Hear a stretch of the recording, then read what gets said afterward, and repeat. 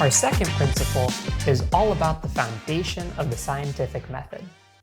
In this case, we explicitly apply scientific thinking to our approach on what path our product should take. And this strategy can be employed throughout the product lifecycle, whether it's validating an idea or launching the product.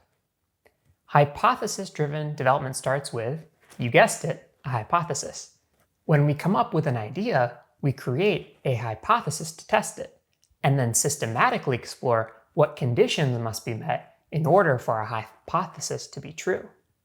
Now, it's been a minute since we all took high school science and made hypotheses, but essentially, a hypothesis is simply a prediction, something you can test. A basic hypothesis might be, if we reduce our pricing from $10 to $5, then we'd see a 20% increase in total customers in the next 3 months. Or, if we built this new feature, we'd reach parity with our competition and lose 5% fewer deals as a result. But this idea can also be applied more broadly to the business in general. Now, let's say in this example, we're product managers at a logistics company, and we want to understand how autonomous, self-driving trucks might impact our business's delivery costs. A hypothesis we can make is self-driving trucks will be commercially adopted by 2035. From there, we can begin to brainstorm conditions that must be met to make this hypothesis true.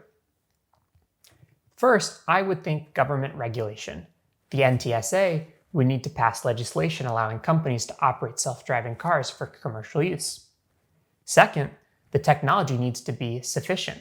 In this case, not just viable, but the accident rate would need to be super low, and the intelligence around route planning and fleet management needs to be significantly high.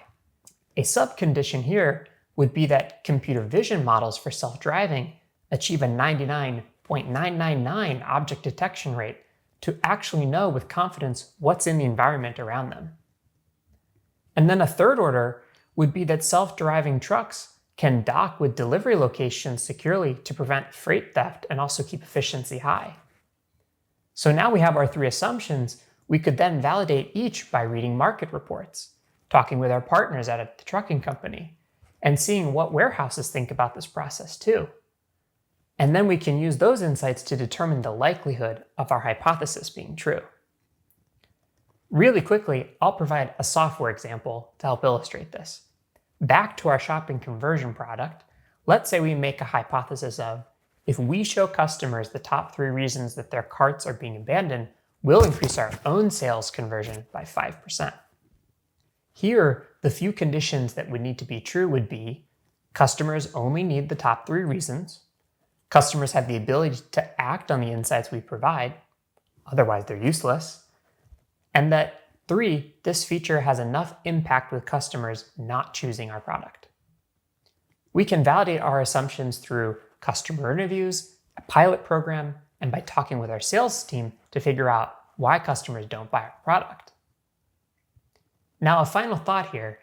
Just because conditions might be hard to meet doesn't mean they can't be engineered to be a success. For example, let's say that our customers couldn't act on the insights we could provide.